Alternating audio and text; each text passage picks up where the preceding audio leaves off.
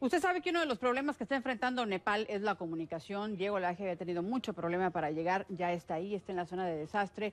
Retomemos este asunto de lo que está sucediendo en Nepal. Vámonos con Diego y los nuevos datos sobre la situación allá. Buenas noches, Diego. ¿Qué tal? Buenos días, Lucía, un gusto acompañarte. Y sí, finalmente logramos llegar a Nepal después de quizás el vuelo de una hora más largo de mi vida. Tomó casi 24 horas hacer un vuelo de una hora entre Bangladesh y esta capital. ¿Por qué tomó tanto tiempo? El avión no podía aterrizar por la congestión aérea, tanto en tierra, o sea, demasiados aviones estacionados, como en el aire, demasiados aviones esperando para entrar y, por supuesto, brindar la ayuda. Lo último que tenemos desde el terreno es la llegada de cada vez más rescatistas. A pesar de este terrible cuello de botella, están entrando cada vez más rescatistas. Están entrando de todas las nacionalidades, hombres y mujeres muy especializados. Y lo que ya sí está empezando a notarse es que, si bien Katmandú está muy dañada como resultado de este terremoto, el resto del valle de Katmandú, el resto de la zona aledaña a la ciudad, está mucho peor. Corren versiones que hay localidades que han perdido el 80% de sus estructuras, el 80% de sus casas. ¿Puedes imaginarte qué cantidad de víctimas se espera en los alrededores de Katmandú, que todavía no han sido alcanzados ni por los rescatistas ni por el gobierno, Lucía? Oye, Diego, ¿cómo ves los caminos? ¿Han logrado por lo menos abrir algunas vías que permitan el acceso a las zonas rurales, que es donde todavía en mucho no se ha podido llegar? Lucía, esa es la gran pregunta. Hay muchos factores para analizar aquí. El primero es que, por lo pronto, generalmente en una ciudad el camino al aeropuerto es un camino que tiene que ser bueno. El camino al aeropuerto estaba severamente dañado. Cuando lo recorrimos en la entrada ya veíamos daño en los costados y había partes que eran absolutamente intransitables y se convertía de un solo carril. Queda para pensar, y acá viene el segundo factor que te propuse que analicemos, queda para pensar en qué estado están caminos que ni siquiera están asfaltados, cubiertos con concreto, con cemento, etcétera, que sufrieron varios terremotos, que quizás en algunos casos hubo deslaves y además mal tiempo. Este es el primer momento en el que no está lloviendo en los últimos días, así que una suma de factores para hacer que sea directamente inaccesible. Y acá te agrego otros datos más. ¿Por qué? Porque el ejército, las Fuerzas Armadas y de Seguridad nepalesas tienen muy pocos helicópteros. El gobierno está rentando, alquilando helicópteros de privados.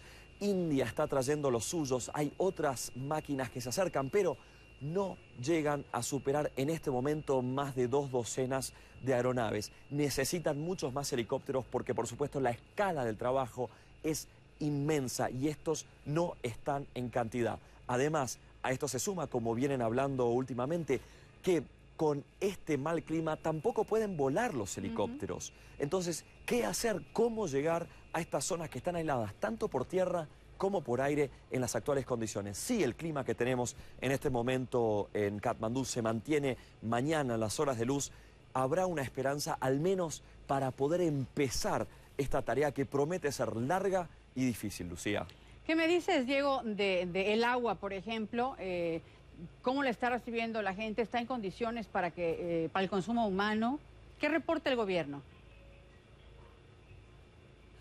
Bueno, está empezando, entre lo último que tenemos, informes que traen nuestros compañeros de CNN recorriendo las calles, lo último que tenemos es que está empezando a haber pequeñas manifestaciones en contra del gobierno y en contra de la falta de velocidad en entregar la ayuda.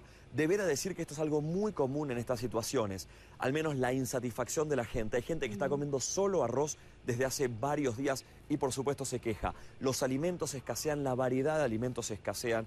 El agua es una gran pregunta porque la energía eléctrica que bombea el agua a veces está y a veces no está. Nosotros estamos funcionando con generadores, pero la luz se corta cada rato. Eso es lo que está pasando en general en toda la capital. Y por otro lado, por supuesto, las bombas de extracción, de bombeo de agua, no pueden entregar este suministro. Así que no hay seguridad en la entrega de agua, no hay variedad al menos, o no hay cantidad de alimentos que esté llegando a la gente hay cada vez más descontento en esta capital. Son todos elementos que se van juntando y si el gobierno y las entidades no gubernamentales no dan una respuesta rápida, la gente que, nota al pie, está acampando en las calles, casi hasta en las rotondas de las avenidas. Te llamaría la atención verlo. Va a entrar un estado de insatisfacción que, por supuesto, va a sumar calamidad a la calamidad, Lucía. Ya lo decían las autoridades de Nepal, Diego, que son necesarias por lo menos 150,000 carpas para poder albergar a todas estas personas que de manera entendible no quieren regresar a sus viviendas, porque si hay un remesón de este terremoto, pues podrían venirse abajo sus viviendas o el sitio donde estén buscando abrigo, ¿no?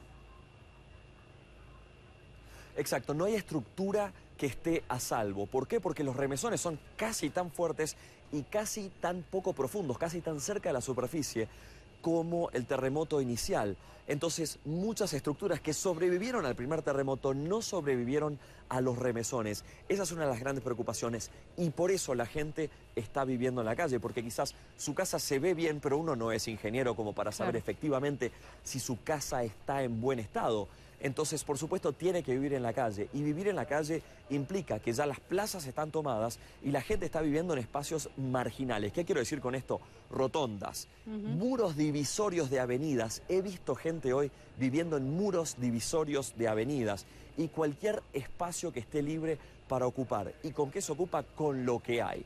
Si hay carpas, hay carpas, y si hay solamente una lona, hay una lona, y si es al aire libre, es al aire libre, porque por supuesto mojarse con la lluvia es un inconveniente, pero no es un problema comparado con lo que puede pasar si la casa propia se le cae a uno encima, Lucía. Así es, mi querido Diego. Gracias por tu información.